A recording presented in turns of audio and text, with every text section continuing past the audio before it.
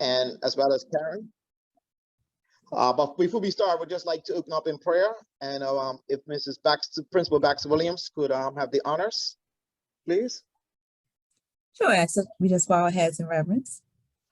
Most gracious Heavenly Father, we thank you for life, health, and strength. We thank you for bringing us together this evening. We pray a special prayer for each family that is represented here and those that will join us. We ask, the Lord, that you please guide and direct the conversations that are said, suggestions that are made, and all that we hear, that it will be done to your honor and glory. Help us to know that we are working together for the Bermuda public school system and for our Strands family. We thank you for all your blessings and ask for your continued mercy over us. This we pray in your name, O Lord. Amen. Amen. Thank you. So again, on behalf of the Strands Secondary Middle School PTSA, Minister Rabin, we welcome you and Karen, and look forward to your presentation. Thank you. Mr. Hart. And as Mr. Hart said, my name is Diallo Rabin. I'm currently the Minister of Education. Joining me today is Karen Capel from our Learning First team, who's going to assist me with the presentation. Tonight, we've come here to discuss education reform. Reform of our public school system is underway, helping our children to follow their passions and interests, build on their talents and capabilities, and achieve their career and further aspirations, creating schools and a school system where each and every child has great learning outcomes and life opportunities. For them, our economy, and the future of our nation. But why do we need school reform? The world is changing. Education needs to change. Jobs, the economy, and life, more generally, are rapidly changing, fueled by new technologies and social media, and accelerated by the impacts of the COVID pandemic. Environmentally and resource pressures are intensifying, and there are still deep and historical divisions within our society. Our education system needs to change to help our young people develop the skills, knowledge, values, and relationships to enable them to access and be creators of the jobs of the future, to be active citizens and tackle increasingly complex challenges. For our children to achieve the highest possible learning outcomes and best possible life opportunities, we have to, and I want you to take a look at these circles that we have on the screen here. The pink one stands for redesigning the system. The blue one stands for rethinking how schools and the systems are governed. And the blue one is transform our schools. And so you see, when they all match, when they all intersect, it leads to improving outcomes for our children and our young people. For the new models of teaching, learning, and schooling to be supported and sustained, the systems, the policies, and procedures that surround our school need to be redesigned. That is, if our children are to achieve their career and further education aspirations, they are able to follow their passions and interests and build on their talents and capabilities. If they are to fly, our system needs to have a different mindset. Just as we want our educators to empower and nurture our children, we need our system to empower and nurture our educators, our principals, and our schools. We need a system and governance structures that move from being top-down and directive to one that cradles and enables, that puts children first and at the center of everything that we do. I want you to take a look at this graphic. It may look complex, but it's actually quite simple to understand. It's in the shape of an infinity symbol, and it represents the green side, shows that what we want to ensure every student in Bermuda will have access to while they're in school. The pink side shows what every student should develop as having a result of having access to the green side. Having this infinity model put in place will create a generation of learners that will give back, pass on, and use their knowledge to support future generations, hence the infinity graphic. The green side shows the design principles or sets of values required for the design of the new model of schooling and training that is personalized, connected, flexible, relevant, empowering, future-focused, collaborative, inspiring, and most importantly, for Bermuda, and inclusive. Our goal on the green side is Our goal on the green side is to Bermuda Public Schools' vision is for each and every learner in Bermuda, regardless of what school they attend, will have access to learning this. The pink side shows life skills that will be learned as a result and will create a generation of learners with determination, skills, and agency who are emotionally intelligent, empowered, culturally connected, resilient, entrepreneurial, respectful, innovative, adaptive, ethical, and engaged. Ultimately, our learner outcomes, young Bermudians, can achieve the knowledge, skills, and attitudes and values they need to make smooth transitions from school to further study or work and lead purposeful lives. Now, before we move on, I just want to take a quick pause and ask if there are any questions so far. I know we've just begun, but I do want to give part of our school reform, and we'll continuously talk about this, is engagement and what we call co-designing. That is us talking, you talking, us coming up with ideas to move forward with. And so as we get further on, and when Karen will start talking, she'll talk about how that process really does work and how it's being utilized to design the schooling that we need. And so you'll hear me pause throughout the presentation, as well as Karen will pause, just to open the floor up to ask if there's any quick thoughts that people may have at that time. If you don't feel like talking, you can type in the chat, and we'll try to get to those as much as we can. So just seeing that there isn't any questions here, just redesigning models for learning, teaching, and schooling. Moving from a 3-tier to a 2-tier schooling structure. To support the developments that we wish to put in place for our school system is, as the title of this graphic is, moving from a 3-tier to a 2-tier school structure. Making better use of our teachers' expertise and of our financial resources. Reducing the number of transitions in student schooling and building physical environments for 21st century learning.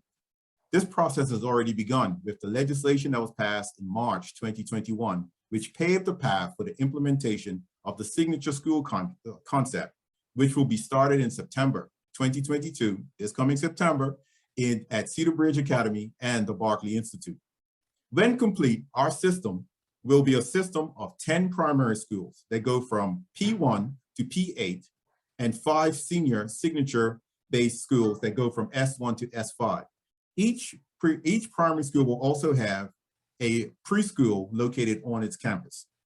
In addition, there will be 2 special schools, one for alternative learning and one for students with exceptionalities. These schools will be schools for students of all ages.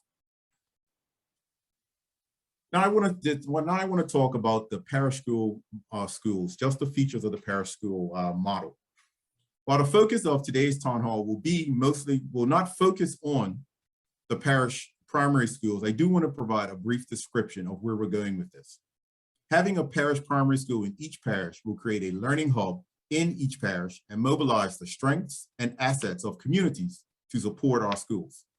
The features of parish primary schools emerge from research into innovative and impactful primary schools, along with early childhood learning, environments around the world, and what they had in common.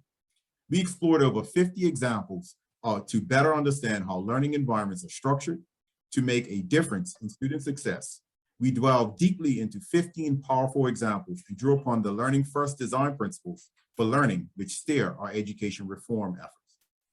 When distilled, we discovered 10 key features to guide the design of parish primary schools, which together aim to put learning at the heart of schools through building stronger relationships and engaging learning experiences within and beyond the school walls. Our signature schools. The signature schools with signature learning programs based on sectors of the economy and society, and they will, 1, help each and every student follow their passions, 2, build upon their talents, and 3, achieve their career and further education aspirations. And our signature schools for exceptionalities and for alternative education will provide opportunities for our young people with special needs so they can achieve their highest potential. What will be different for our children and for your child? Learning First is our approach to developing a world-class curriculum which is relevant for our children, for Bermuda, and globally. A model of teaching and learning that incorporates authentic, real-world learning experiences and meaningful projects, attentive to the different needs of each and every child. Assessment, which demonstrates what your child has done, can do, as well as what they have learned.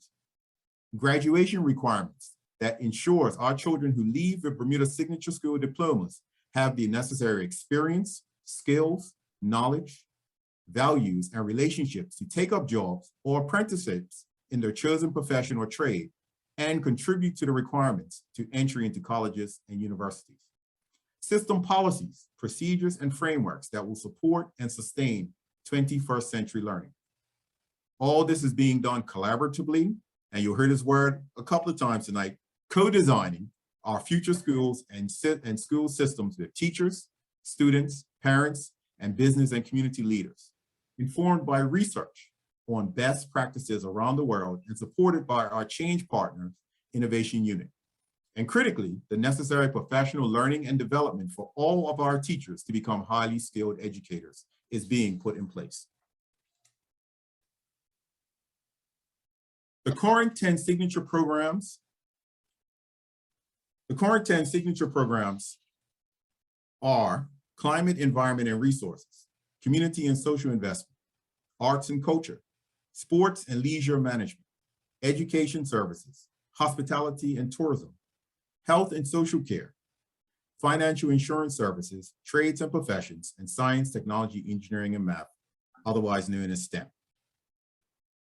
These draft signatures were developed by conducting global scans, understanding technological, economic, and social trends impacting the world of work around the globe through published reports.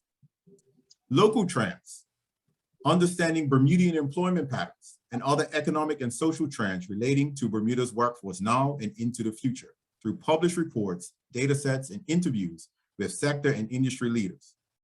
Global and local scans done together made up what we call the future world of works. If you log on to our website, you'll be able to download that document and actually review it and read it yourself. Plus, which we didn't calculate on, but we had to add in, the pandemic impact through interviews with sector and industry leaders, understanding the disruptions caused by COVID-19 in terms of changing business models, as well as employment and working patterns. User research was conducted by Learning First design team with over 150 Bermudians to understand the hopes and aspirations for the future of Bermuda's public school system.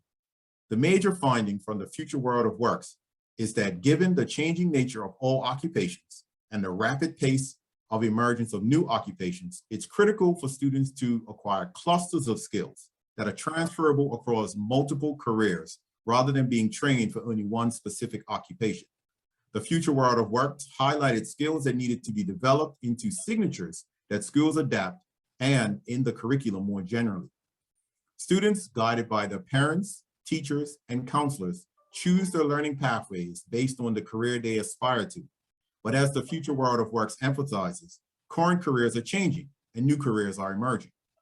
After engaging with the public on what the signatures should be offered by the Bermuda public school system, the signatures that you see on the screen were agreed to. Two things to note: the use of the word current, and the original list of the signatures included entrepreneurship. However, based on feedback from the consultation process, it was determined that entrepreneurship will feature in all signatures and is a key skill that is a priority in all sectors. This September, the first 4 signature learning programs will open at our senior schools, 2 at Cedar Bridge Academy, Trades and Professions, and Science, Technology, Engineering, and Math, otherwise known as STEM, and 2 at the Berkeley Institute, Health and Social Care, and Financial and Insurance Services. Our signature school features. It's important to spend a little time talking about how signature programs will work. Each school will have the usual core curriculum: math, English, science, and social studies. Each senior school will offer 2 signatures. The signatures will take up to 30% of the student's curriculum.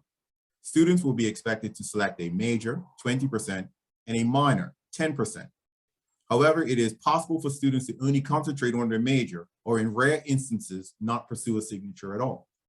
While the instruction of signatures in September 2022 provided our M3 students, teachers, and parents opportunities to see and have a taster of the signatures to allow them to select what will be their preferred signature, the future plan is to expose the various signatures.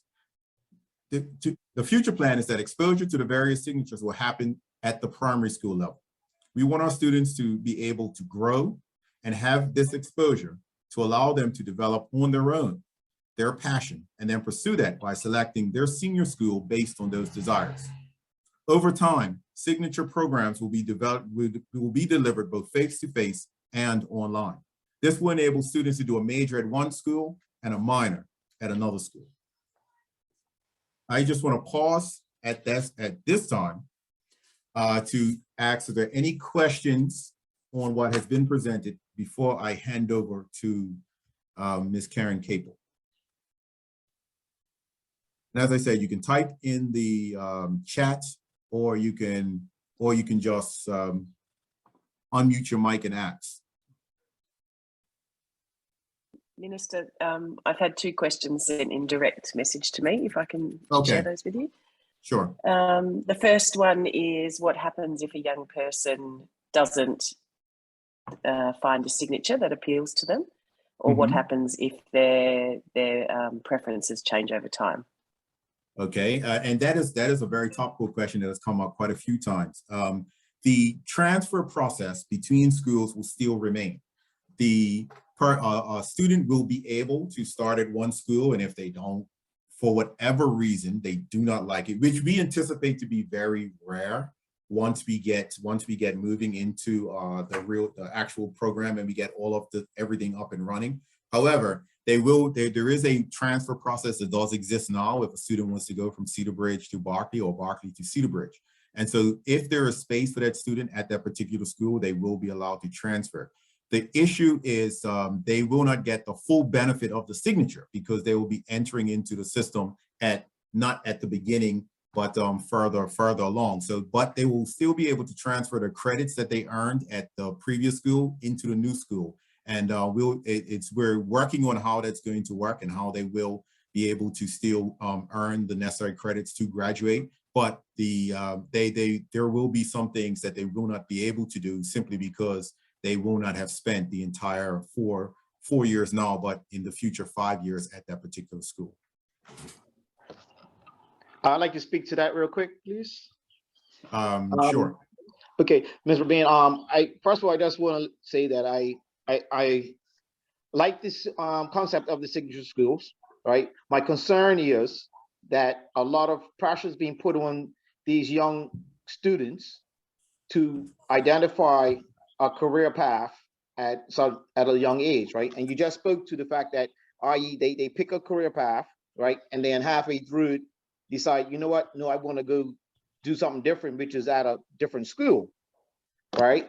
And mainly, I just want to express my concern about the fact that a lot of, and not all 14-year-olds know exactly what they want to do as a future career, you know? And going forward, the impact that it may have on them if they do decide to change midstream, as you just indicated, they may not get the full credits, you know? What plans have been, or things have been put in place to ensure, to assist those students that do decide to change their career? Okay, thank you for that question. As I spoke about how this process will work, the intention is that they will be exposed to all of these signatures at the primary school level. And they will, the hope is that the idea for that is that they organically start to gravitate toward what interests them at that age. Now, you're right that they may change minds. Adults, we change minds. You're in one career, you want to move to another career. What happens when you do that? When you move from one career and move to another, you bring certain skill sets over, but you have to acquire a new set of skill sets in order to fully engage in that career. What we're saying is if they do transfer from school to school, so as we go through the signatures, they'll start in S1 and they'll have a basic. So we'll take the trades. When you start in S1 and say that under the trades you pick carpentry, I'll just say carpentry. You start on a path towards becoming a carpenter. Halfway through that, say in S1 or S3, you say, you know something, carpentry is not really for me. I think I want to study accounting. You'll now transfer over. You'll still be in the third year. You'll still be able to engage in the signature program that leads to accounting. You just will not get the benefit of being in that signature program for the full 5 years. You'll still get value out of it. You'll still be able to get the get the value out of being in the program. Unfortunately, there is no way for us to recoup those 2 years that you spent doing something else within the program. It's similar to doing a transferring from your major in university. There are things that you would not have done yet.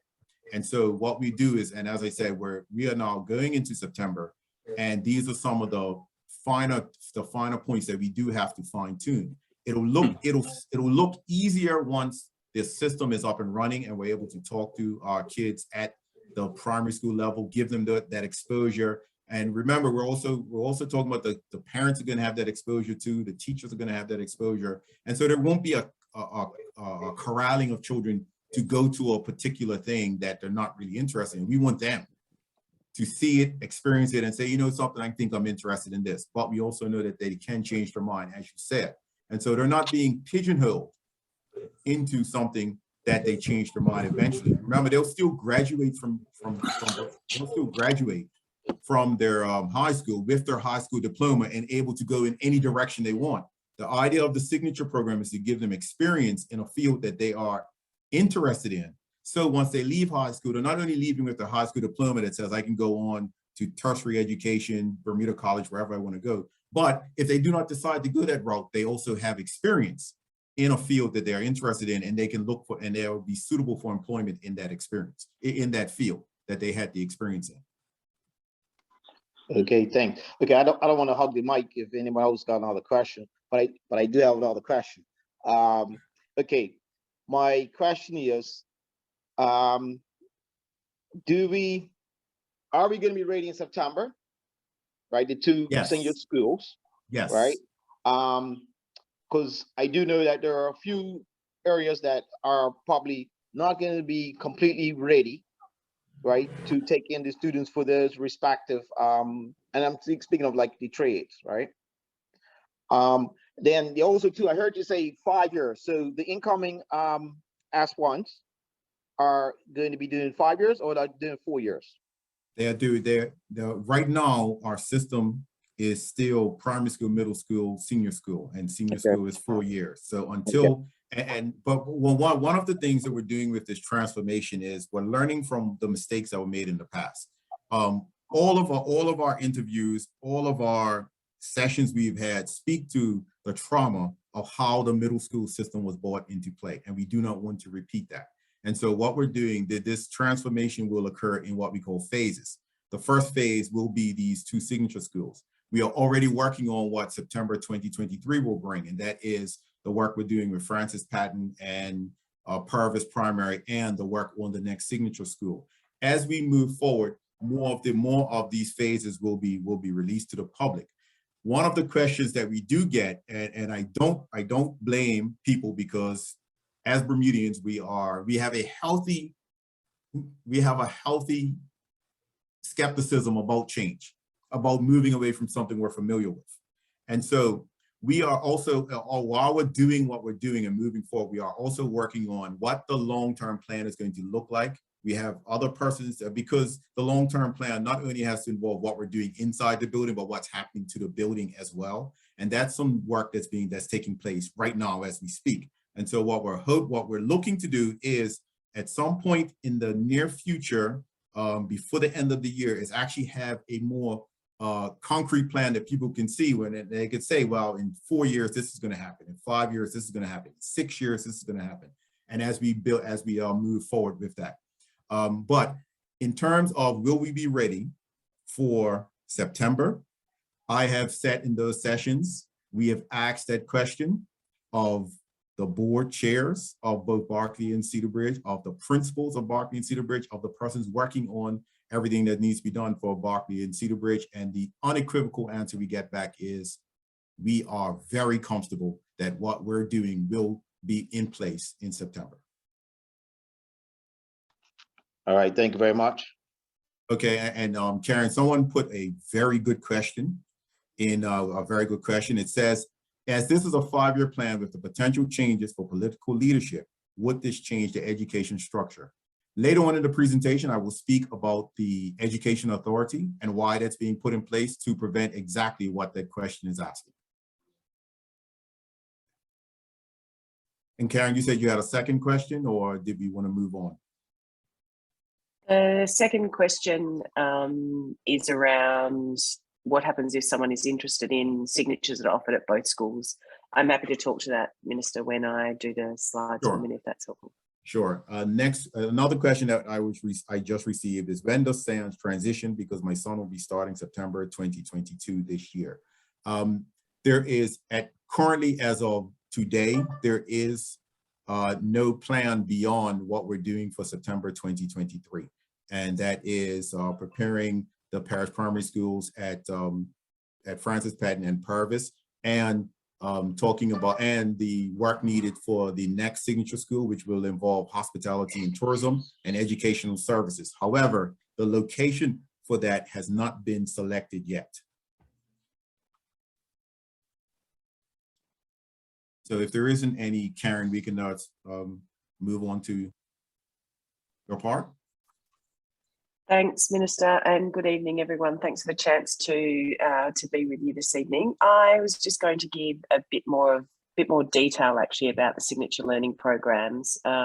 We tend to give an overview of the signature learning programs that are at each school, and we get lots of quite detailed questions. So we thought we would pick a signature learning program from the Berkeley and one from Cedar Bridge Academy, and give you a little bit more detail about that. I do want to acknowledge that on the call right now are members of the school transformation teams that have been working on this. I can actually see Chris Naylor's little thumbnail, and he's intimately involved in trades and professions, and I know is a strong advocate for the Strands community, but there are others, thanks Chris, there are others that are also on the call, so they too can answer some of the questions as we're moving along. As the Minister said, both the Berkeley Institute and Cedar Bridge Academy have 2 signatures each, but within those signature learning programs, there are different strands or tracks or specialisms. So I just want to really reinforce that a young person is not choosing a job or a career in one field that they'll be entering for the rest of their life. In fact, they are being exposed to multiple opportunities. This is really important. Actually, the evidence shows that by about age 8, young people are ruling out possibilities for themselves. There's a shorthand version of this, which is you can't be what you can't see.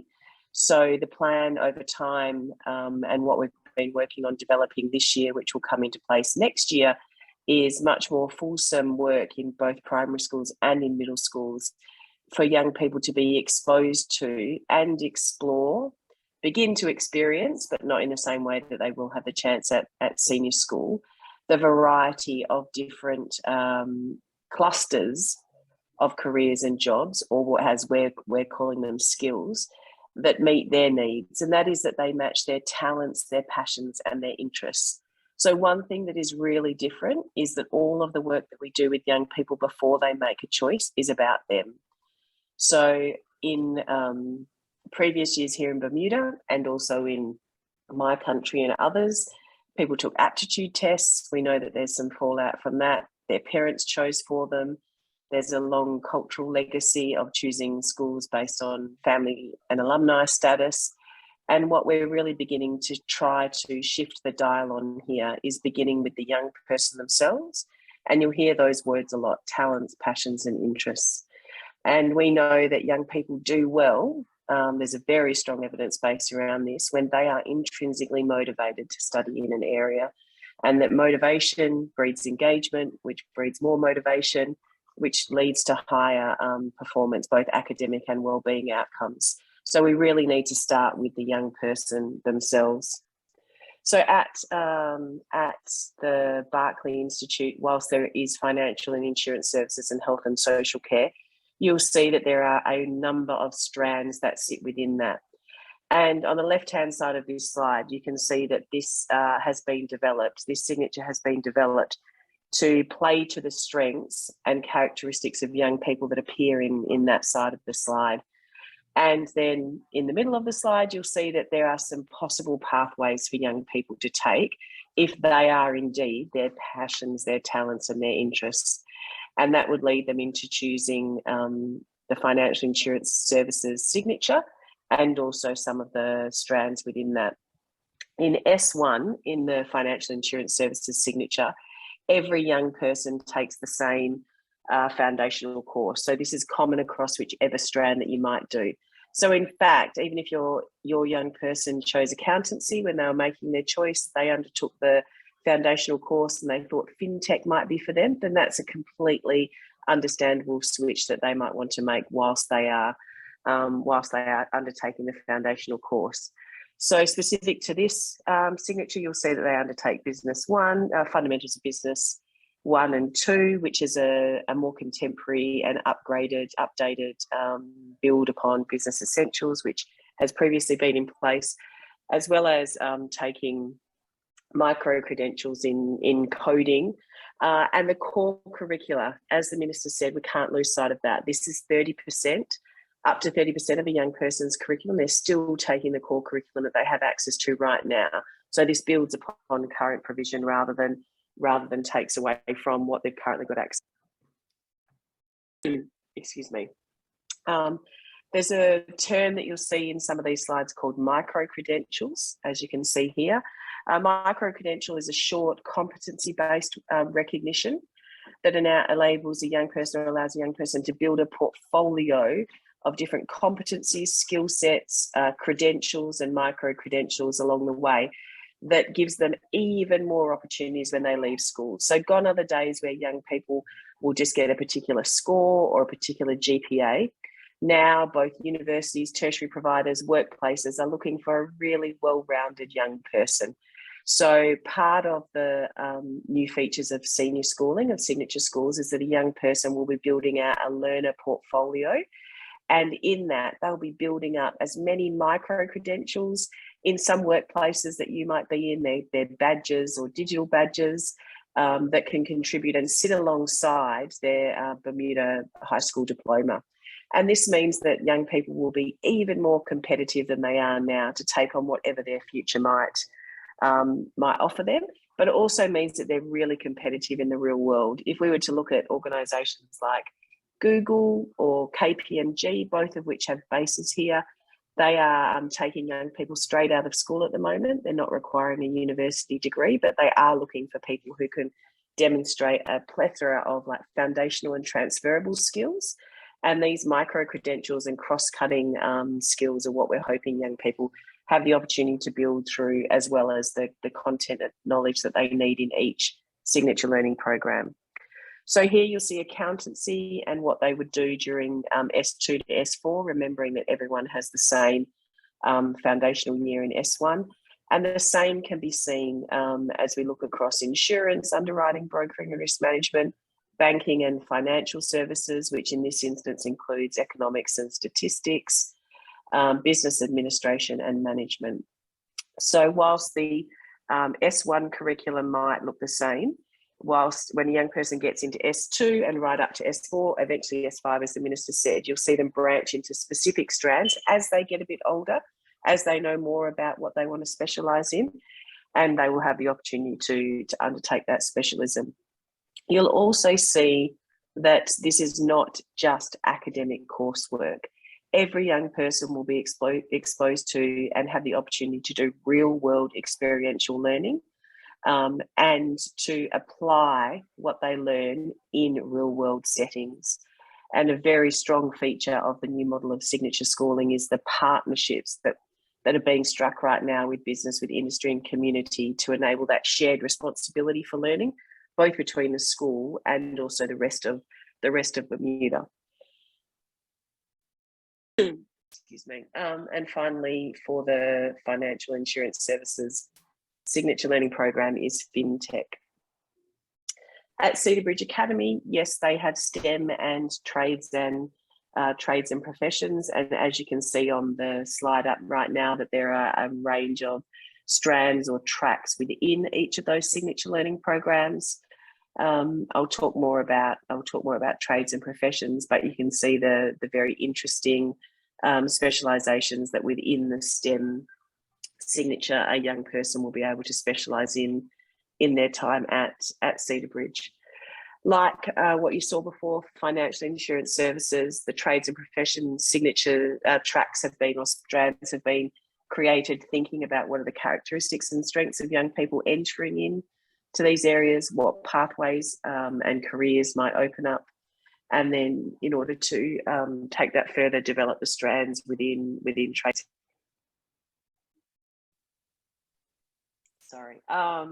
I feel like I should be inviting Chris in to talk about this, but he's actually as sick as I am right now because he's been working on developing the curriculum for this for the past several months. So he is intimately involved in this. Unlike the financial insurance services specialism, young people in the trades and professions will begin study and experiences, authentic real world learning experiences, right from S1. That's because in order to ascertain or gain the number of hours that are required to earn both the credentials and the qualifications in each of these areas that give young people a platform beyond school, then industry partners, industry bodies, peak bodies set a certain number of hours to gain those qualifications and credentials. So we've been working, or Chris and the team have been working really strongly with those industry partners to ensure that young people leave high school with everything that they can at their fingertips to accelerate their trajectory beyond school. So automotive technology, carpentry, you'll see some similarities across some of these with the core that they have in S1. Textiles and design, culinary arts, which I just have to say that Cedar Bridge is hosting or babysitting, we like to say, until the new signature school, new hospitality and tourism signature school opens, but there's lots of demand for it now. So it will open for these young people and they will continue at Cedar Bridge their full 4 years.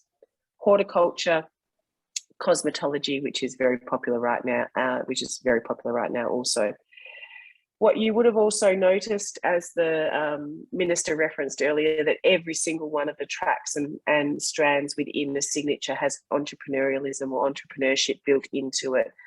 So this is of absolute critical importance. You know, there is no desire and there is nothing to gain from a school system graduating a group of young people that would be passive recipients of the job market for the rest of their lives.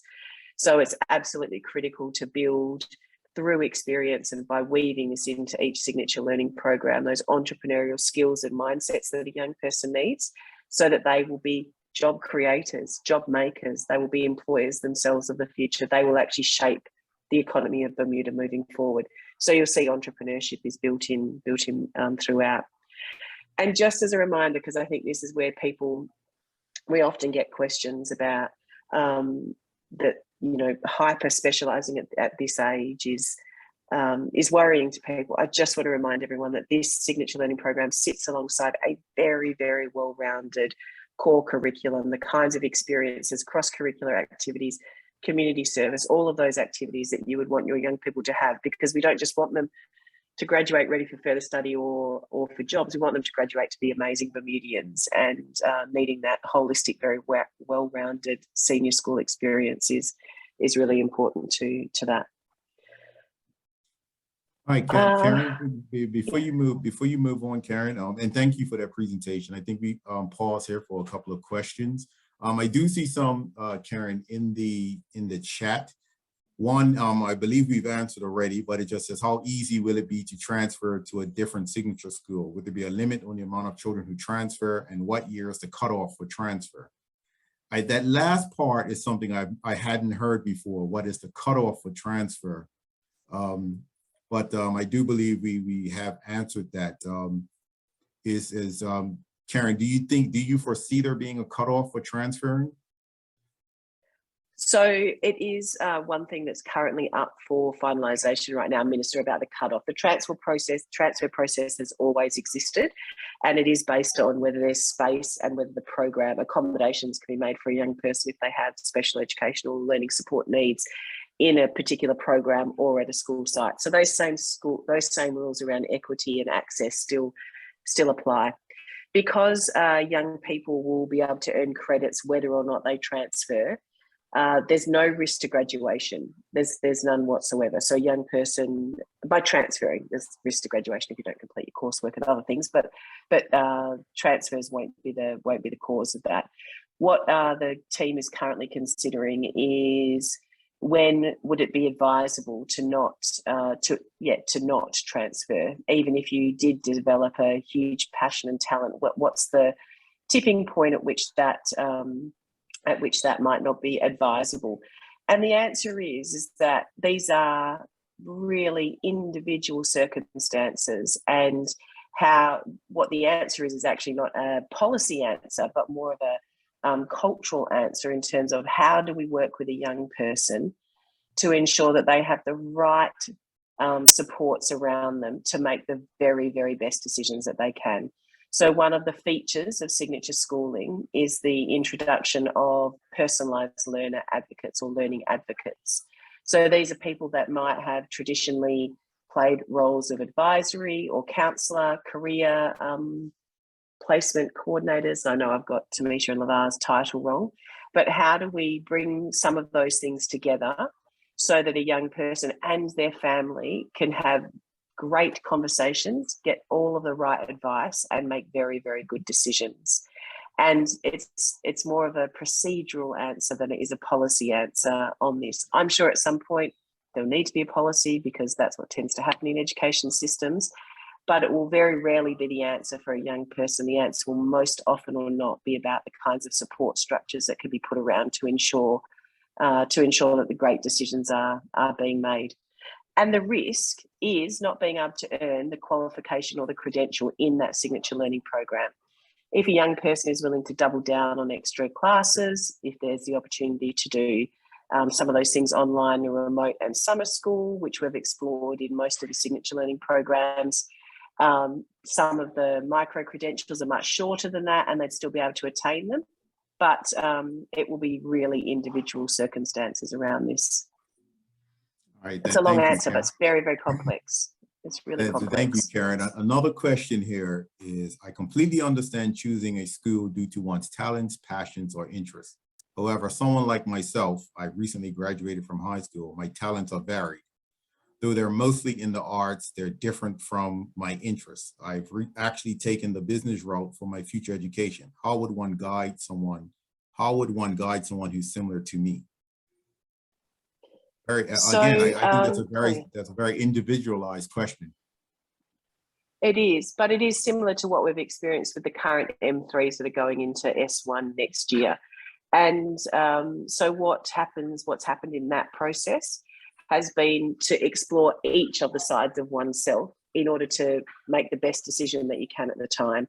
So whilst we start with understanding individual talents, passions and interests, and for most young people, they've never been asked those things, so it's quite a new space to explore.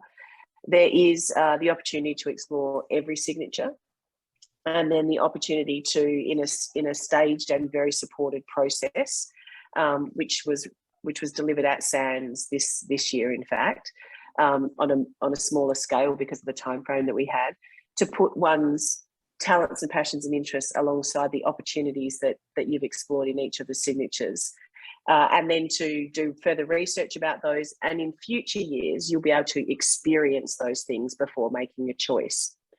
And so it's a 5-step process for a young person. There are 5 stages to it before they make a choice from next year's M3s onwards.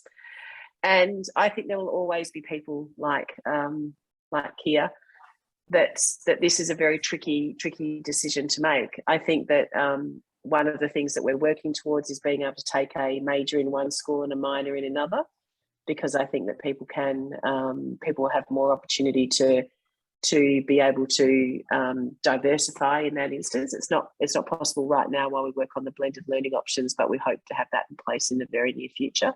But I think there will always be people that sit in this camp, and we'll have to make a choice.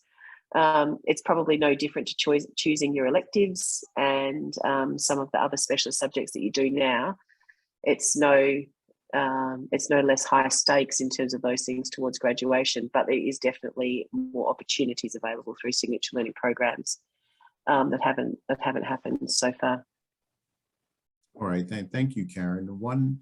Someone just asked, it's an interesting one. I think you spoke to it just now. Will a student be able to major in more than one track? Yes. Okay. Oh, major in more than one track. No, they can take a major and a minor. And a minor. So they can take a double major. So a major is 20% of a young person's time, and minor is 10%. They can take a double major, which means that they could spend all 30% of their time in one signature. But we haven't worked out a way yet, but that doesn't mean that we can't, where they take a double major into different tracks, which would mean spending 40% of their time. The only way to do that right now would be a young person spending more time at school than they currently do, because credits are associated with hours. It's highly possible the credits and the hours are minimum requirements. They're not maximums. They're not meant to be ceilings. We know that lots of young people now graduate with way more credits than they need to graduate. So not ruled out past the deal. So I guess to answer that question for whoever posted past the deal, that is really the student would have to take on an extra workload in order to get that done. Interesting question, and it's one that does come up quite a bit. Would students be kept back in particular signature school classes if they underperform?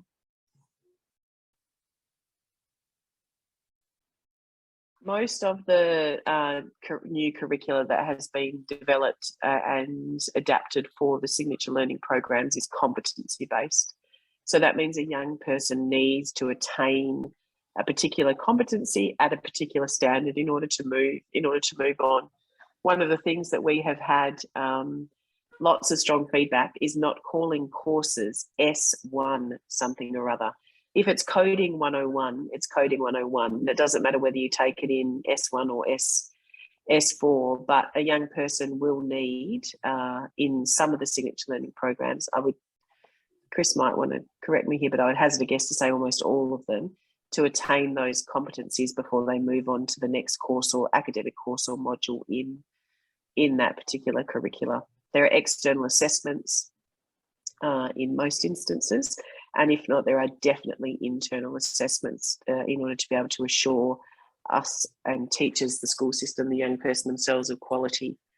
So I don't think anyone would be held back in terms of the year that they're in, but they might need to retake or take an equivalent of in order to move on to the next competency-based course.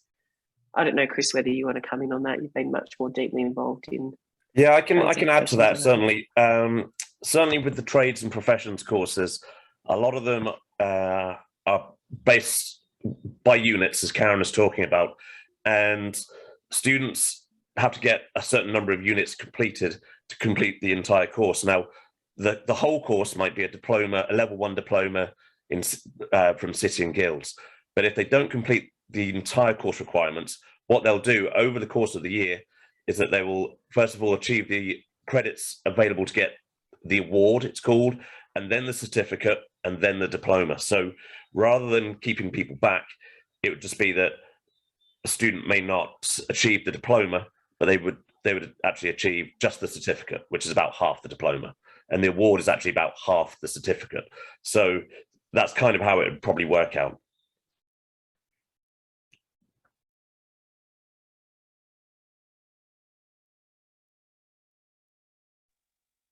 Thank you, Chris.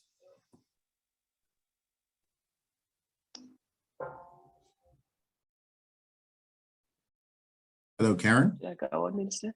Yeah, should I go on? Oh, yes, I was going to say, we could move on from that.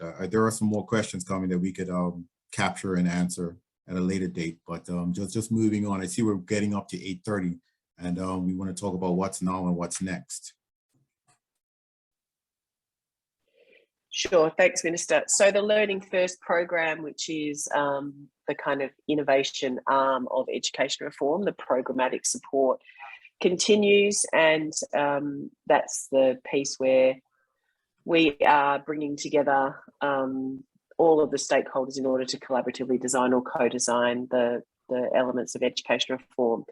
And what is happening right now, so I think the slide said now and next, is that the school transformation teams for Cedar Bridge and Berkeley are continuing, because we have built out, and I can see a question around the implement staffing for specialised curriculum. We've built out the curriculum in lots of detail for S1, and those teams will continue to work on developing the signature learning program curriculum for S2 and S3, knowing that that includes not only the curriculum, but the pedagogical teaching and learning approaches, the assessments, the partnerships that we need, and building the capability, as it says, the question from M2 Serenity says, around the capability building of the staff, of the teachers and the learning partners required to deliver on those. So that work continues. We've been doing that, in fact, for the past number of weeks now with the current S1 teachers. And the school transformation teams have also been formed for the next school signature school for hospitality and tourism. And as the Minister said, that is site to be announced. So although we are not committed to a particular school site, a team has been formed to begin working on building out the plan for the new signature school. So as I said earlier, culinary arts will come across, but there are many, many other streams of hospitality and tourism and of education services, many other strands that will be available to young people at that new signature school, which will be open and taking students from September 2023. We are also have also inducted and onboarded the school transformation teams for the Francis Patton primary school site, Parish Primary on the Francis Patton site, and the Parish Primary on the Purvis primary school site as well. So those school transformation teams were inducted and onboarded the week before last. And that includes really, really diverse group of people: teachers, school leaders, community partners, parents, young people and those who represent young people, business and industry partners. And they have been inducted and onboarded into both the Learning First program, our ways of working and our ways of being, and also have begun some work. So what's on the slide right now just shows you the journey that they will go on between now and September 2023, when we're expecting the first provision for young people to be open. And as you can see, that's quite intensely mapped out over the next 15 months. At the end, our end goal, what we're heading towards, is to be able to have school design blueprints, really.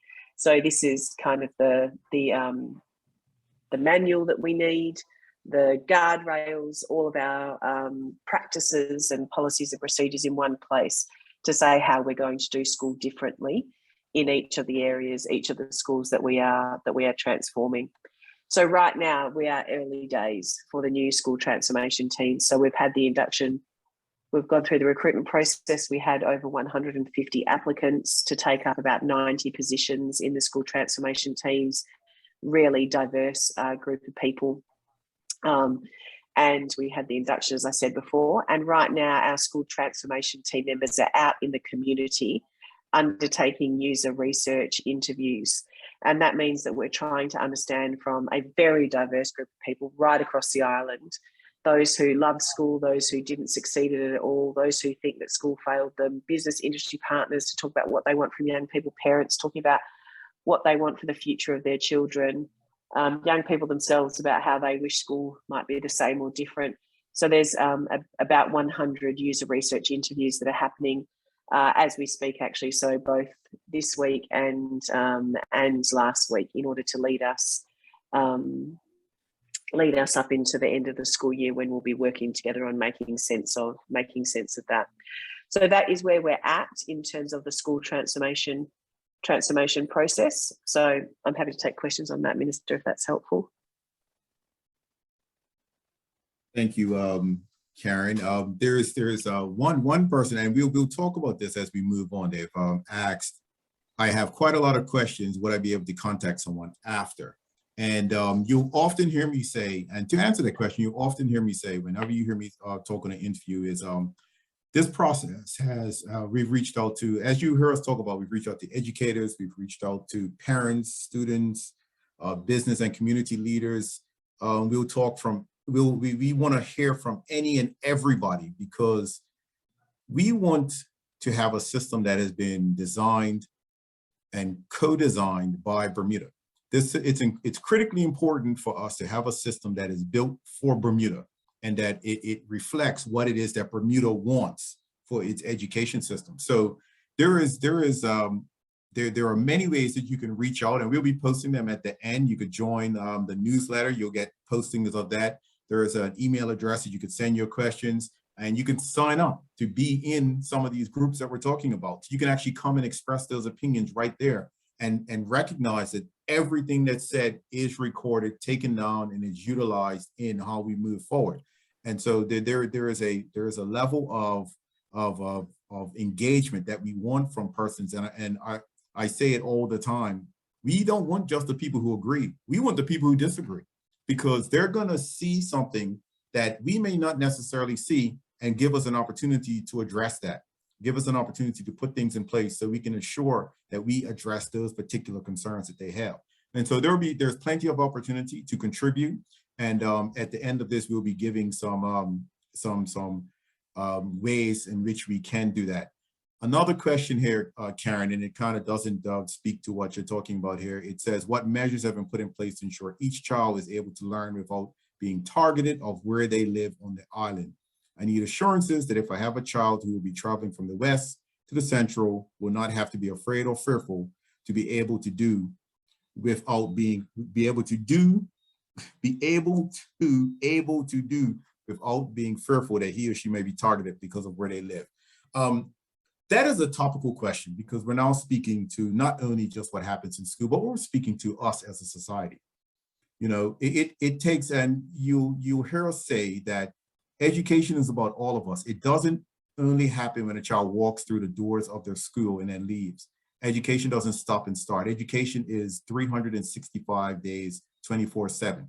And it requires not only that type of passion at the school level, it requires that passion at the home life. It requires that passion while out in the community. It requires all of those things. So the type of things that you're talking about, while they do rear their ugly head on occasion at our schools, they are societal problems that we have to address, and we will address them. I am of the opinion that once we get moving forward with the school system that we want to have put in place, some of these things will start to mitigate themselves, because we're giving our children an opportunity to learn in a way that they want to be taught, in the way that they want to learn. We're meeting our children where they are at, versus trying to push them and pull them into something that they may not even be interested in, which allows them then to start looking at other means of addressing the issues that they find in front of themselves. And so, as I said, what can I say? We have security already at our schools. We have intervention processes at our schools. We have restorative justice within our schools at its infancy, but it will be fully incorporated within our system. We have the multi-tiered system of support system within our school to deal with these issues. We have things in place. But again, it takes a village, and it's going to take all of the village. One of the things of having these parish primary schools is the whole village then cuddles that child, cuddles that school, and takes it into the bosom and really invigorates the children in there. And they get excited of seeing persons come to support them as they matriculate through the school system. I see Karen's already typed the email address, school design. school redesign at melwood.bm, Redesign. just in response to Kia's question about who can she ask questions of. I just want to say the kind of connection to community piece and the community school element of this is not lost on the school transformation teams. When you ask people why their motivations for joining the school transformation teams, the people that aren't educators in school, many of them say, because I want to return to a Bermuda where everyone takes responsibility for our young people. And that has been a very, very strong motivator for lots of our community and industry lots of our industry and business partners, but many of our community partners who take the features of social emotional learning, of well-being, of restorative practices, of safety really, really seriously. So I just want to acknowledge that is definitely heard. It is definitely a challenge that the school transformation teams take on. They do not shy away from it. Thank you, Karen. I know we want to move on to and we're moving into the latter part, and I do see there is some questions being asked, some very interesting questions actually I will address as I move into especially the historical legacy within our schools, as well as the trauma that we have, that, you know, having these discussions that we've had with schoolgoers, and especially some of our older persons that are on that tend to come to some of our sessions. But we want to talk about the reorienting of the system to nurture and empower our school system. And so previously we've had a system of schools. Our school system has always seemed to operate from the top down. And so there were decisions being made at the very top of this pyramid and kind of pushed down to the bottom. What I want you to look at here is the new reorientation of the system, where it's from a bottom-up style of nurturing. And you'll see what's designed here, and you'll see all of these things that you've heard before: comms and engagement, reassurance, teaching and learning, curriculum, etc. And they're all being cradled with what is the most important thing out of everything that we talk about: the student or the young person being at the center of all of this attention. So this is all of us working together. And I know, and for some of us, it is a huge leap to say, this is what's happened in the past. This is the trauma that I've suffered. And so to kind of say, we get it. We understand that. We really empathize with you, but come along with this journey and help us create a nurturing system that unfortunately you didn't have, or you didn't have access to. And so this is the type of thing as we're looking. And so what we want to do is enable each and every one of our children to achieve the highest possible learning outcomes and have the best possible life opportunities. We need not to transfer our schools, but we have to redesign the system.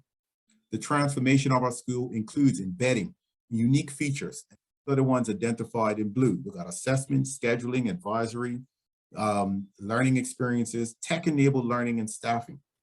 For this to be supported, the systems and priorities and procedures that surround our school need to be redefined. These are identified in the yellow. There's already a work stream with each one of these principles involved, each one of these that involve principals, teachers, Department of Education officers, and partner individuals and organizations. Each one of these yellow dots you see, there is a team that is working on that, in addition to the other stuff that we're working on.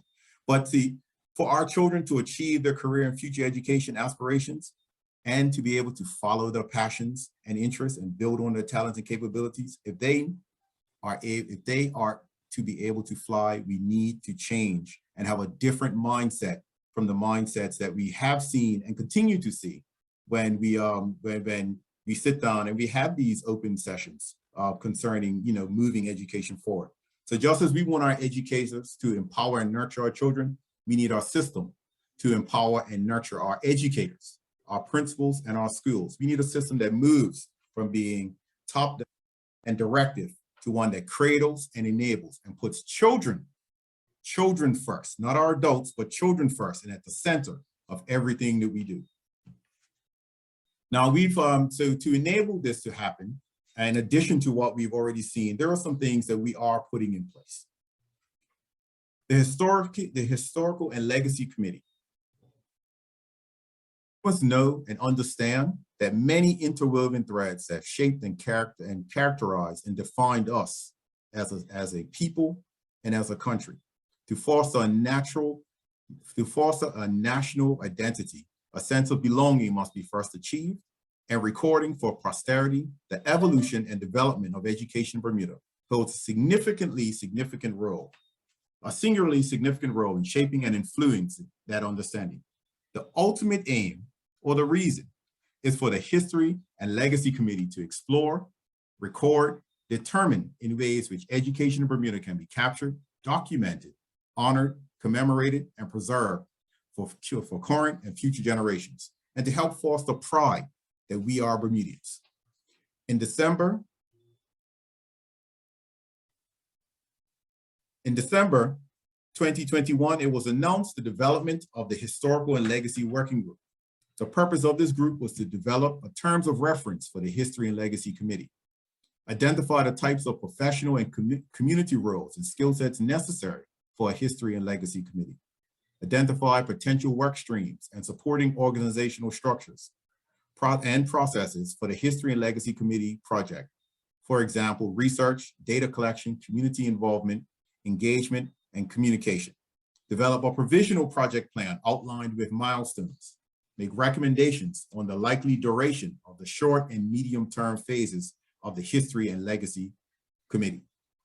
Make recommendations on the likely required contribution of the History and Legacy Committee members for the project. And finally, they were asked and tasked to complete this project by March 31st, 2022. I am pleased to report that in March, just like I was just letting someone that just joined, in March, the report was delivered to myself and the recommendations are being considered. In September 2022 is intended to begin the next phase with the establishment of the History and Legacy Committee to carry the project further. I would like to thank the members of the History and Legacy Working Group for their work to deliver this report. Ms. Heather Whalen, Chairperson, Ms. Alberta Dyer-Tucker, Mr. Adrian Lodge, Ms. Tanisha Otley, Dr. Theodore Francis, and I thought I saw him on the call. I might have saw him earlier, Mr. Randy Scott, Dr. Keto Swan, and Ms. Rhonda Woods. And I want to thank them for all of the hard work they did to bring this to fruition.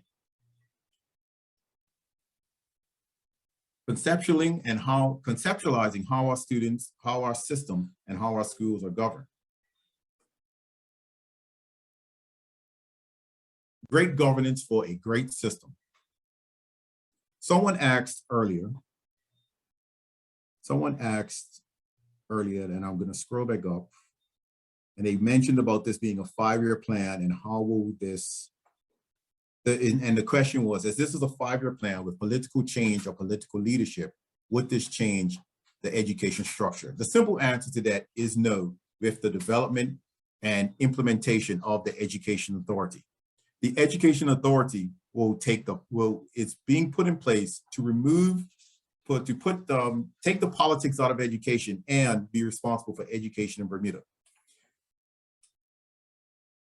Next one, Karen. The work to create this authority and to continue towards education reform and school transformation is well underway. The purpose of the Education Authority is to work at arm's length from the Bermuda government, with the responsibility for enabling and supporting all schools to achieve the best possible outcomes for our students. We will move from a system of schools to a school system. And I want to repeat that because I believe it answers one question that was posted about Strands being a school that's not recognized or not being looked at. It's that historically this occurred because this is why Strands Secondary exists today, because the Central Parish has got preferences respectfully. And I want to say that is, we want to move away from that. We want to move towards a system of schools, a move away from a system of schools to a school system, with a school system that works together, fosters collaboration between schools in the interest of students and ensuring consistency and equity across the board. Through school boards operating under the remit of the authority, school communities will play and enjoy a greater level of autonomy with input from the community, educators, parents, and students. Currently, the Education Authority working group is creating the framework for what the Education Authority would look like. They are currently receiving feedback from the Department of Education, from school boards, and other stakeholders. The working group will continue to meet and collect data to help formalize the proposals as we move forward. And this brings us to our last slide before we open up for questions, the next wave of activity for Learning First. And I just want, while I'm speaking, I just want you to take a chance to observe this particular graphic because it is quite powerful of what we see here. As we continue to move education reform forward, as we continue to move our education reform plans while remaining focused on creating opportunities for collaboration with our stakeholders, we want them to contribute and help chart the path forward. There are many ways that you can get involved, as everything starts with one single conversation. It doesn't matter if you do not see the vision now, or you do see the vision, we still want to hear from you, regardless of what it is or what position you take within education reform. This process is truly transparent, and the co-design process is truly working as we move education reform forward and implement the things that need to be implemented to enable our students to be the best that they can be. We've made some decisions along this path that people are unhappy with. However, we are confident in the direction we're headed, with our intent to provide an education system for our young people that will lead them to fulfill their promise, regardless of what that direction takes them in. I welcome you to join in this journey and help shape the future of education. I want to thank you all for coming out tonight. It's been an absolute pleasure, and we'll still be on for a while so we can entertain questions. I want to thank Karen for her input. Chris, thank you for filling in, for jumping in at the last little second there. Mr. Hart, thank you for inviting us. Miss Baxter Williams, thank you for the great work that you're doing up at Sands Secondary Middle School, and for helping organize this. And I believe I saw Ms. Valerie Dill, chairman of the Sands Secondary Middle School Board. Thank you, Ms. Dill, for inviting us and helping us make this happen. And now I just want to pass the mic around for anyone who has any open questions, and we'll be here for a while that we can talk to you. Thank you, everybody. Thank you, Minister, on behalf of the Sands Secondary Middle School family, as well as to Ms. Capel for coming on and sharing about the reform with our Sands School family. Thank you for taking the time out to meet just with us so that we can ask the questions that we have directly to you as a Sands family. We truly appreciate that. Mm-hmm.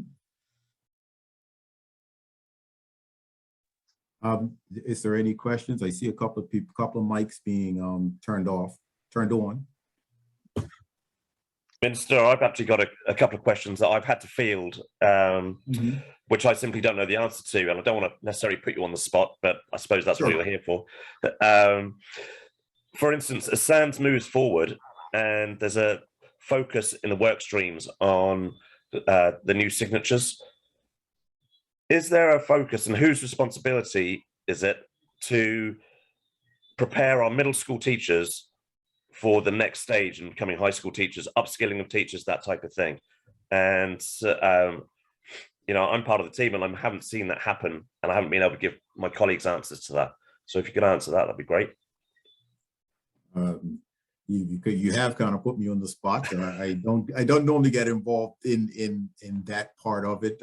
Okay. I'm really hoping Karen can help me out here, but I do know that we're doing everything that we can to ensure that those opportunities are presented, and our teachers are given the opportunities to skill up or skill across, because they could possibly already have that skill set involved. But Karen, I don't know if you can elaborate on that.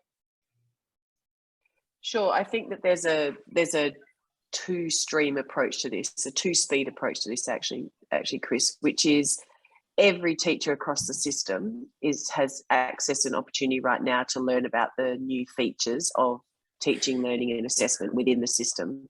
So things like the new pedagogical model, or the teaching and learning model, the new assessment methods, the way that the curriculum is being structured, they will be the basis of the system-wide professional learning for every educator, school leader, para, professional, whatever that might be, over the next little while. And right now the system is focusing on pedagogy or teaching and learning. So Principal Baxter Williams is part of the team that will be delivering has been delivering so far on pedagogy, and will continue to do that for the last few days of the year as well.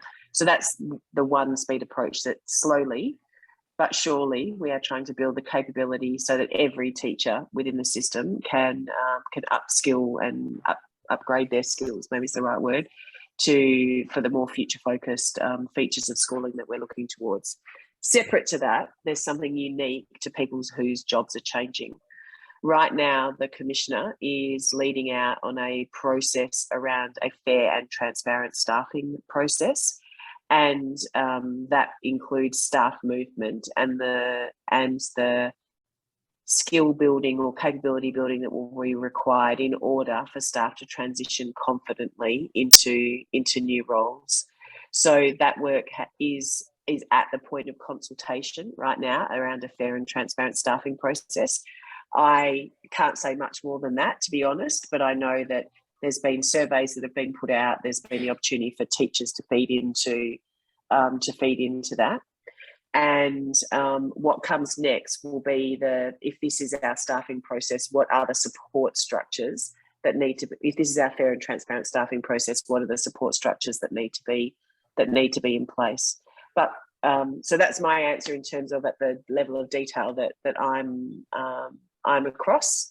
So we can definitely answer around what might come next about the fair and transparent staffing process. We can take that on notice and come back if that's helpful. Yeah, okay, Karen, because I mean that's good to hear, because one of my other questions quite specifically that have been asked is that at Sands Middle School, we have primary school trained teachers who've been in the middle school system now for quite a long time, and they're genuinely concerned about their future. They want to stay in the soon-to-be high school, but they, and again, I don't know whether it's the politics of the BEC, I don't know. So these are questions that some of my colleagues have that I don't have the answers to.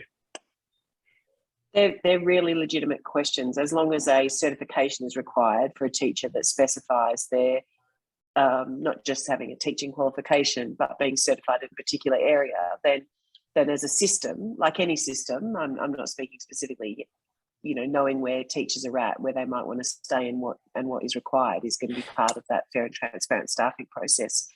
Just like on a very, very micro scale for the signature learning programs, Chris, we've had to, obtain the training for teachers to get certified to deliver particular curricula. And so we recognise that as things change, that is a requirement. I just can't speak to any of the detail.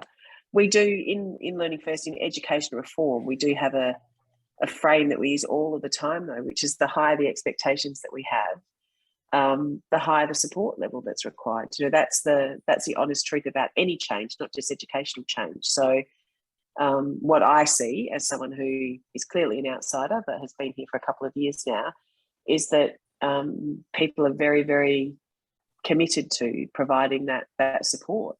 And when we get detail about what's required or where some of that uncovers itself, then there's no hesitation about delivering on that. It's just the phased and staged and intentional process that this unravels is too slow for some people, and I completely get that. But rest assured, I'd be very honest about this, that I see no hesitation about the support being provided from the system. Okay, cool. Thank you. Thank you, Chris. I have a question for you, Karen, because with the education authority, right, that's going to be non-political. So my question to you, Karen,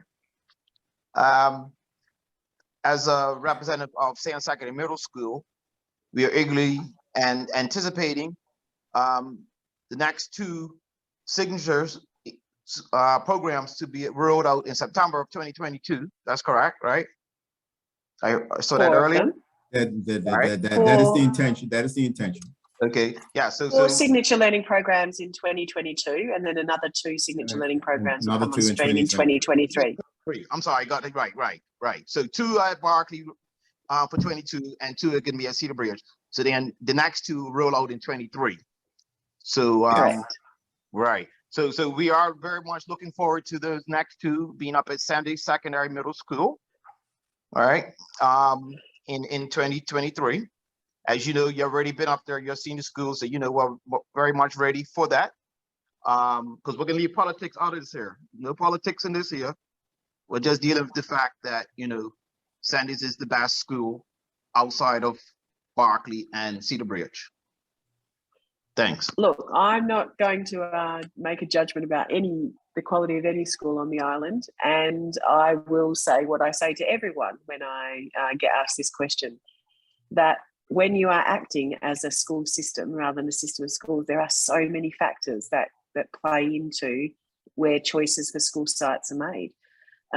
It's about student movement, it's about staff movement, it's about history and the legacy items that have happened, it's about school buildings and being able to facilitate learning, staff capability. There are so many different factors. What I put my faith in is the fact that to date, what I've observed, that people have made really good decisions considering all of those factors. So I'm not going to, I think you're trying to put me on the spot. I'm not going to weigh into whether it'll be Sands or not, but I know that the decision that's right for young people in Bermuda will be made. I'm pretty confident about that. And just to piggyback on that, I think I made it quite clear that we have not decided where that location will be. We're still collecting the data as a system of schools. We're collecting that data, and that is the decision will be made at some point in the future. I just cannot say what the decision will be because the information is still being gathered. Okay, thank you, Minister. A quick question.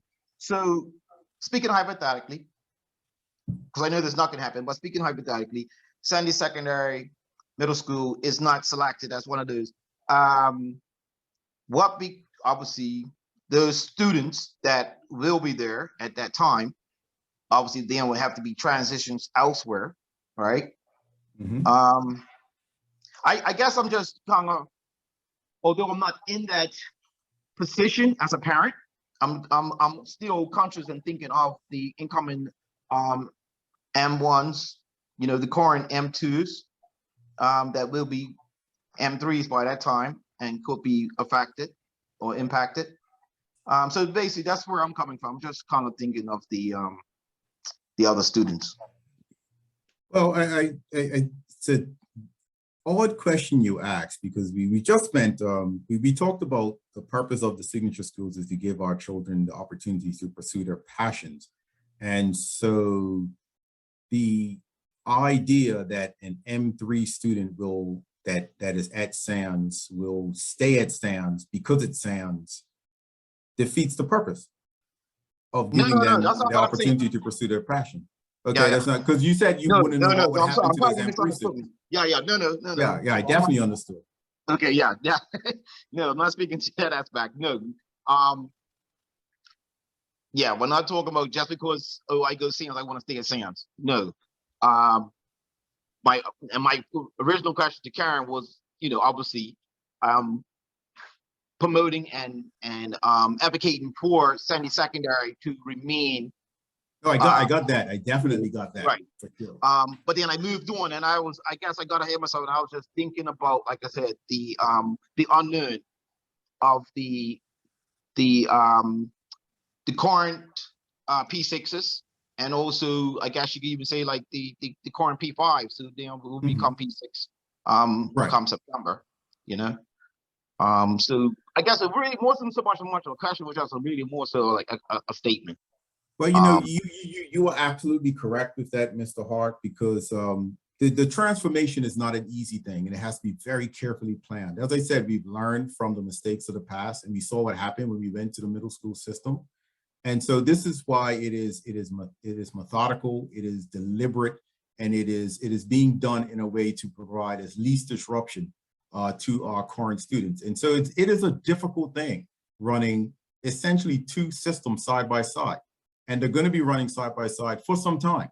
And so, I see some of the questions that Mr. Scott is posting that I'm actually reading, and I have no issue answering those questions and answering those questions like this. We are doing what is best for our young person, our young people. We are making decisions based on what is the best way to transition from where we are to where we want to go, keeping them in mind. And it may or it may not involve going in routes that some people think we should go in, but that is what we have to. When we sit down and we talk about this, I'll give you the example of, we have started work now for what is going to happen in September 2023. And we are already late. I'm going to be honest, we're late. We're with that. We should have started about 2 months ago on that work. That's how long it takes to plan and get that in place. So, it is not something that just comes about all of a sudden. And I see one of the questions that was asked by Mr. Scott. He says, how come 2 senior school data was so readily available, Minister? We've been working on September 2022 for 26 months. Karen, am I correct with that? About 26 months. Yeah, March 2020, the work with the 2 senior schools, current senior schools started. Over 2 years. So no, the data wasn't readily available and we just pulled it out of a hat. This has to be developed, and it has to be developed with young people, with the young people's best interest in mind, and we will continue to do that. And I will continue to stand and advocate for our young people and what is best for them. And that is how we will continue to move forward.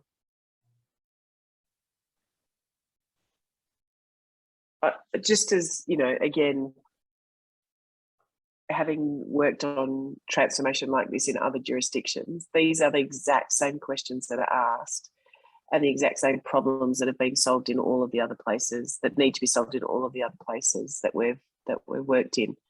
The student movement piece and the accompanying, so where young people go next, is such a fine balance, because when we introduce parish primary schools and we say we're phasing out middle schools, when is the point at which P6s don't go, they go on to being P7s rather than M1s? And that has to tie in a very delicate dance with the same time of additional signature schools being introduced, because we have to work with the physical infrastructure that we have here.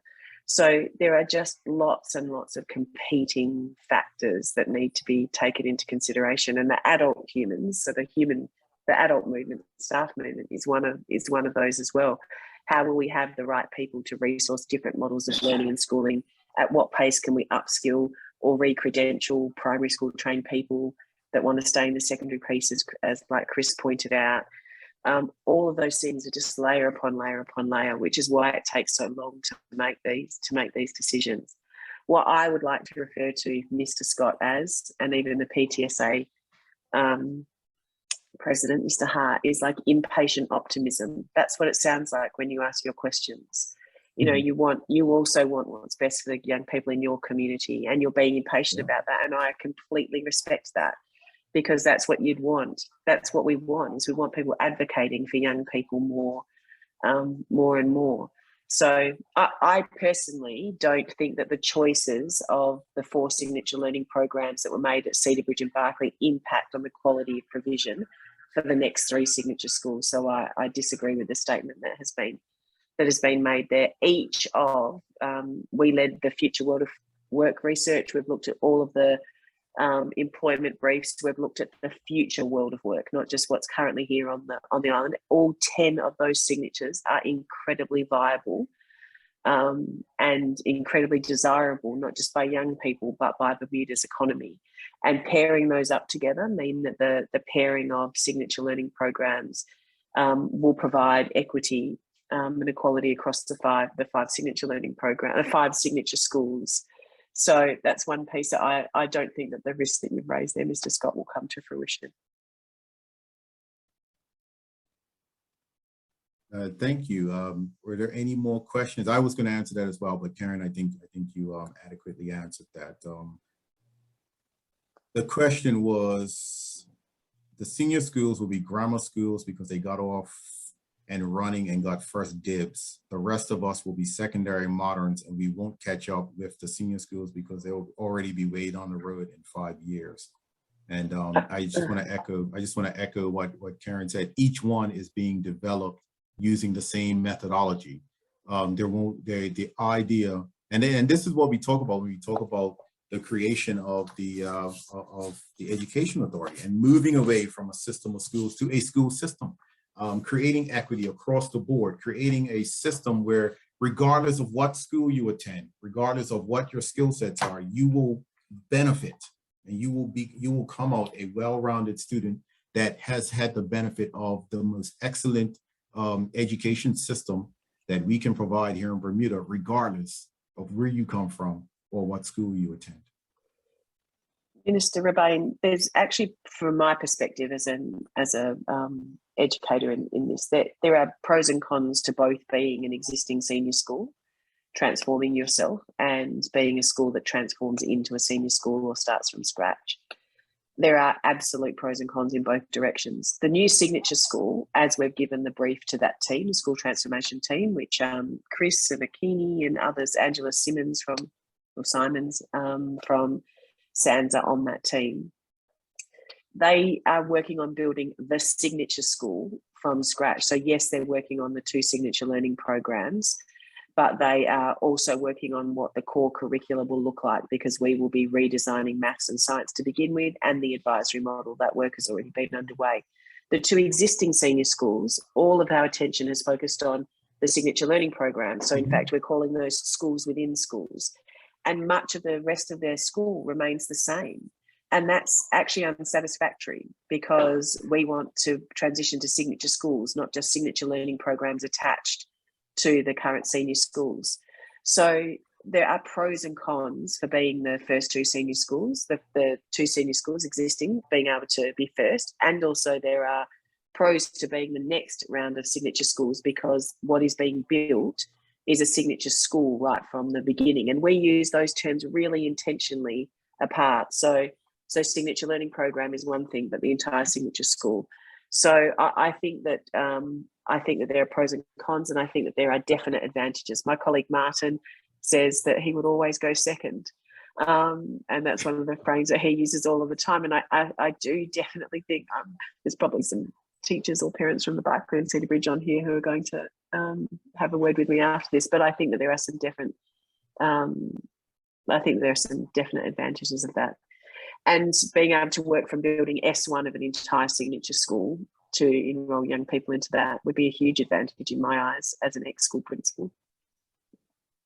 Here's an interesting one, and I still see Chris up there as well. Maybe Chris can weigh in. It says, how much buy-in has the ministry, I'm assuming the ministry, I would say the department, received from teachers who are currently working in the public school system regarding the transition? I'm very enthusiastic about all the information I've received regarding the transition to signature schools. Yeah, Minister, I can very quickly share my story and answer Beverly Ann's question a little bit, in that teachers have been invited right from the off. However, and I'll just give you my background to it. I was invited to get involved 2 years ago, but my focus at the time, and has been all the way through, has been teaching my students in front of me. I was busy enough as it is. I didn't really want to get involved in the school transformation, and where I had most value was in front of the students in my classroom. So I tried to avoid it, really, but there has been invitations for teachers to get involved, and it was only when someone really sort of twisted my arm and said, no, you need to be involved in this, that I did sort of jump on board. So there are opportunities for teachers to get involved still, and I've mentioned it to the minister and to Karen privately. As soon as the next school gets identified as the next signature school, then quite naturally there'll be more teachers from that particular institution will probably gravitate to that and get more involved with the signature, with the school transformation, because there's a personal element to that. They're reacting to, because okay, this is going to affect me because this is the building that I work in. So there are opportunities. It's been, to be honest, there's been a bit of a slow burn, I suppose. Everyone wants change, but nobody wants to change. And so there's a little bit of that, I suppose. But I think as we're spreading the story, more and more people are seeing the benefits to this. And it is an opportunity to change this for the better. You know, we're not changing it just for the sake of change, because let's be honest, we've sort of been down that path before. We want to change it to be better. And I think that's one of the motivating things for myself personally. Thank you, Chris. Karen, I know you've been in most of the sessions. Well, what is your general feeling? I say this all the time, so people are sick and tired of hearing me say it, but I love the Bermudian phrase of what you can't hear, you must feel. And so I'd never heard that prior to coming here, obviously, but it absolutely sums up for me my experience of working with Bermudian educators, community partners, industry partners, is that there is a cautious skepticism that exists, and I completely get that. I was one of the team that did the interviews right from the beginning about user research, about what they did, what people didn't want education reform to be, and what their experiences have been of the past. So I completely understand why people are both cautious and skeptical. But once people get involved and see that their voice is heard, that the political capital is really high on this, that there is buy-in from a very broad range of stakeholders. And once people experience the very participatory and democratic processes that we are using to undertake the transformation, someone said to me the other day that, you know, we've just got more and more people drinking the Kool-Aid, and I think that is what it feels like sometimes, is that we just get more and more people that are beginning to be the advocates and the champions of this work, which is right. So that's what I experienced here. My experience on this in lots of other places is that from little things, big things grow. If you want sustainable and sustained change, then I used to say it all the time, Minister, you know, you can't turn the light switch off on one system and on another and expect that it's going to be the same, that it's going to be okay. This gradual, stage, phase, intentional, supported process is what brings about sustained change, transformed outcomes for young people, and actually transformed outcomes for a nation. When we look at other jurisdictions, both small island nations, others that are landlocked, that are equally as diverse, other countries that have had the kind of racial divide and historical injustices that have happened here in Bermuda, like my own country, as a result of colonisation, then we're talking about a generation of people that feel differently about public schooling, and that's going to take time. You can't undo and I'm reading the comments about the historical legacy and the baggage, for want of a better word, that's associated with some of that. We have to let people experience something that's different to that they can trust and that they can rally behind, and on behalf of young people, and that is just simply going to take time. But we are a broad church. We welcome anyone. If you've got a problem with this, come and talk to us about it. If you think you've got better ideas for the way that we could be doing this, we open our doors to that as well. If you can give 5 minutes a week or 5 hours a week, we would take anyone in any capacity, because this is everyone's business, and however we can get people involved is really important, to find ways and places for that to happen. Hey, thank you, Karen.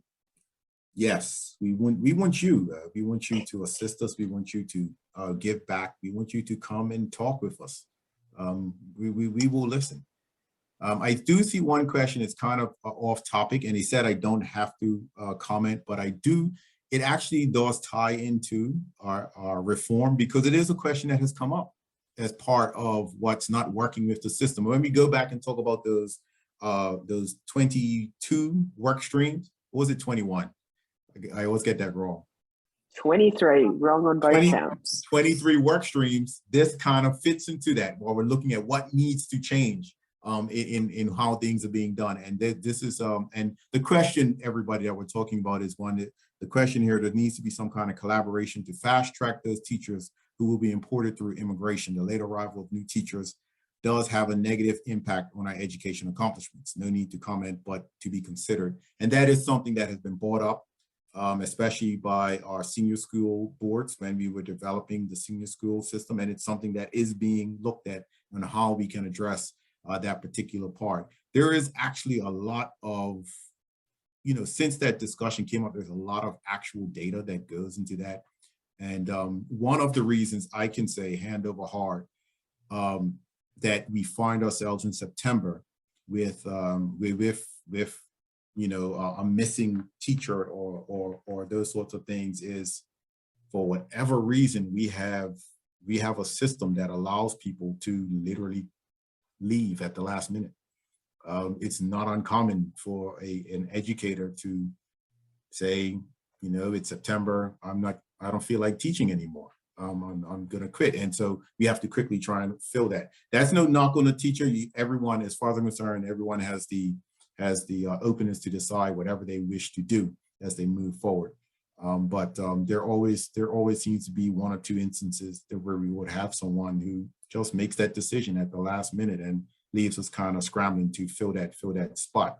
But also with the, as we move forward, part of the remit of the education authority is to look at all of these processes and how we can actually do them differently so we can have better outcomes. And so that is something that has been discussed, and discussions with immigration have taken place. So my understanding is that, they're working on how they can do that better.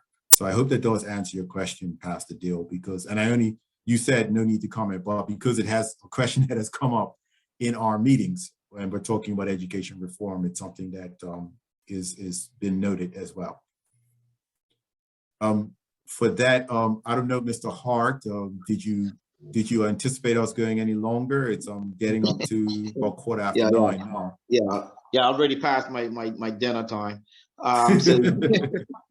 But I will just say, if there are any further questions, persons, please quickly ask it now. And cognizant of the time, we have, and I thank you, both Minister Rabin and Karen, for taking note, and others that are on the call here today, for taking out time on your busy schedule, to talk to us, discuss with us about the signature schools in more detail than what I've heard thus far. I will just like to say, in closing, that Minister, you rightly said earlier, it takes a village to raise a child. And us in the west end of the island, or straight up to Dockyard, we're very much looking forward to being part of that village that raises our children up at Sands Secondary Middle School. So we look forward to being brought into the field. Okay, Mr. Hart's Mr. Hart's phone died on him. Ms. Baxter Williams, do you want to pick up where Mr. Hart's phone died on him? I think you heard the passionate that Mr. Hart has. Yes, I certainly heard it. Our kids in the West, and we all feel that way, that we look forward to being a part of this process and the decisions that are made, and we look forward to working along with you as a Sands Secondary Middle School family for the future of Sands and our public school system. And we look forward to working with you as we move forward. I just want to take this opportunity, to thank everybody for coming out tonight. I really did enjoy this. I've said it if I say it 1,000 times, I haven't said it enough. If we have to have this conversation with every single person in Bermuda individually, I'll have this conversation because education reform is that important to me as the Minister of Education. Anyone that wants to have this type of presentation, contact us. something together. We'll do our very best. It works better with a larger group, but you know, as I said, when I talk to you individually, I'll talk to you individually. It's back to Baxter Williams and the Sands family. Thank you for inviting me. I wish you well during your leaving ceremony on Friday. I am trying to make it up to Somerset to stick my head in, hopefully for a few minutes. There is quite a few leaving ceremonies in the West End during the same time. And so I'm hoping I have an opportunity to just visit as many as I can on Friday morning when I come up there. Other than that, Karen, if you had any last final words, I guess we can wrap it up. Just thanks, really. The ministers put Learning First BDA .com in the chat, and I've put the school redesign at moed.e.bm email address. Obviously you have Chris on site. You now have Angela and Akini as well. So if there's any other questions and you forget to take down those email addresses, then you can direct them through your amazing school-based members of the school transformation team. The minister's put his email address in there as well. So look forward to hearing from people is my parting remark. Thanks, Minister. Thank you, Karen. And again, thanks everybody for coming out tonight. Continue to be safe. Last day of school for students on Friday. You got anything exciting planned for this week, Ms. Baxter Williams? Each year level has a slew of activities that they're doing as they celebrate the end of this school year. Okay. School picnics and the leaving ceremony and what have you. Year level presentations. So some exciting things going on this week to celebrate our students. Yeah. I'm sorry, Mr. Hunt did get cut off because I just want to, and I'll reach out to him because I know him personally, but I have the same concerns he has. I have a daughter in M2 at Whitney going into M3. And so, I take this deathly serious as we move forward. This is not about us. It's all adults on here now, but it really is about our young people. And I think everyone on here understands that and embraces that. And, so I will bid everyone good night. I will not get myself in trouble by talking about that red and blue thing that Ms. Baxter Williams has hanging in her office behind her. Trust me, that comes with a story. That comes with a story. I know no one's noticed I'm wearing a blue shirt today, but I will bid everyone Tell good the night. story, Baxter Williams. Tell the story. You St. George's folks stick together. I know that. Well, good one. Tell it, Ms. Baxter Williams. There's an ongoing rivalry amongst the staff because some of us are for St. George's and some are for Somerset. Oh, wow, that Sands is exceptional. Got some St. George's people up there. Drum roll. I won't say how some of our staff go around decorating people's offices or classrooms in certain colors, but nonetheless, you see the evidence in my room. Somebody got in my office and just put all this red and blue stuff in there. Well, they can continue to try, but we love you both, Minister and Baxter Williams. We'll be coming to Georgia. We should just note where the COP has been for the past few years. That's all we can say. Absolutely. We enjoy letting you hold on to it, make you feel good. Good night, You everybody. let us hold on to it. We beat your team twice in one game. Until you all do that, I don't care if the COP goes St. George's. Until you all do that, Thank you, Beverly can't say Ann. nothing. Good night, all. Good night, Ms. Tank. Good night. Good night, everyone. everybody. Thank you again, Minister. Larry, you might have to come sit in my office with me. All right. Okay, I'm fine. Good enough. All right, everybody. Thank you. Take care. Take care. Good night. Thank you.